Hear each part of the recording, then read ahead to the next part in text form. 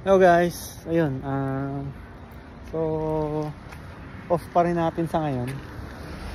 So ito, dito kami nililo sa sa park na kung saan yun. Makikita natin dito yung may mga iba't ibang aso. Yun. So isa siyang park dito sa malapit sa bahay, which is dito nga sa Chilliwack, na kadalasan ang mga nagpupunta rito yung mga yung mga may aso. By the way, ni Lilo. Oh, yun. Lilo. Oh. So, yun. Dito, guys, yan, yan, may harang yan eh. So, dito, pwede mo siyang pakawalan. Kaso, puro mga lang dito, mga large dog, no? So, hindi ubra si Lilo dyan. So, hanapin natin yung hanapin natin yung mga pang lang, pang small dog lang. Ayun, guys, tignan nyo, ayun. Lalaki ng mga aso. So mainam din kay Lilo yun na na makakita rin siya ng ng yan, mga aso gano'n. Para at least medyo malibang-libang siya, kasi pag nasa kwarto lang siya, siya. Medyo malulungkot talaga. So yun. So pakita ko sa inyo yung lugar, guys. Tingnan nyo, maganda naman dito. Siya, dayuhan talaga ng mga tao dito na may mga aso. Tingnan nyo, guys, wait lang. So guys, ayun, tingnan nyo. So dito, yan, mga small dog dito. So pwede mo siyang pakawalan. Tapos yun, mag-ikot-ikot lang si Lilo dyan. Pero tingnan natin kung siya, kasi alam niyo naman si Lilo, medyo takot to pagka lalayo sa tingnan niyo, umalis ay yung aso ayun di ba?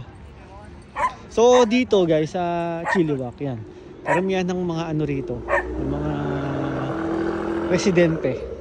Okay, may mga may mga aso talaga sila, which is dito, guys, ayun, mararamdaman mo na ang mga aso dito talagang tinuturing nilang kapamilya din, syempre.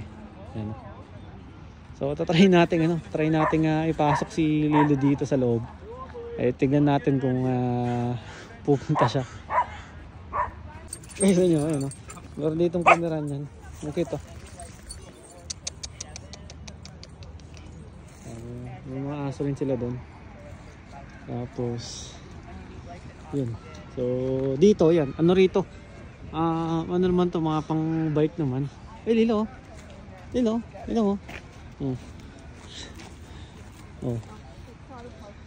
pwede siya rito. Kaso alam niyo naman to si Lilo. Tingnan nyo yung tsura, Lilo. Ganyan yung tsura. So takot siya, guys, takot talaga. Guys, ito pa rin sinasabi nilang yung lake dito, yan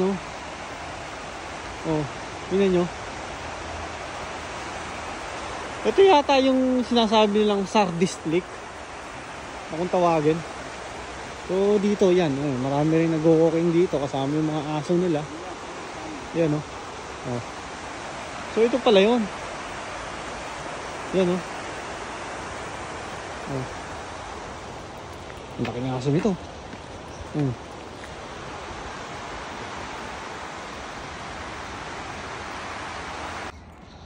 Guys, ayun, tignan nyo.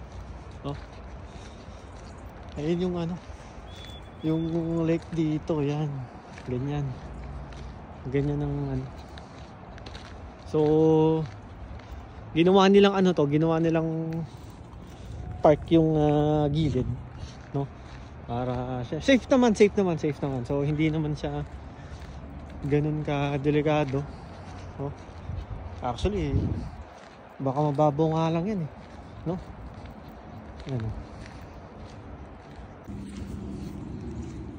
Lilo, dahan-dahan. Lilo.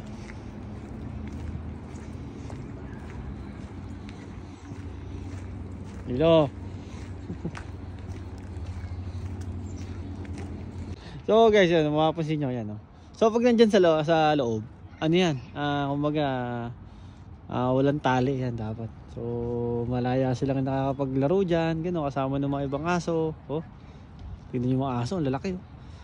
So ito yung area ng ano, area ng malalaki yung aso.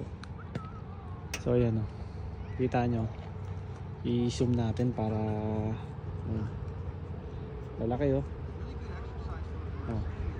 Guys, dito ayun nga, gaya ng sabi ko kanina, karamihan sa mga residente rito, yan, malalaki yung ano, kumbaga may mga aso rin talaga, may iba't ibang lahi, kaganda ng mga lahi. Oh, iloko yun.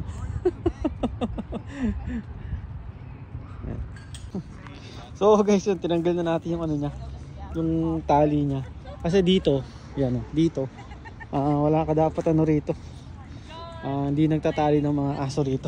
Ayan, musunod lang siya. Musunod lang siya. Ay, ito, dali. Hey. So kala nyo may tali pa rin siya. So dali.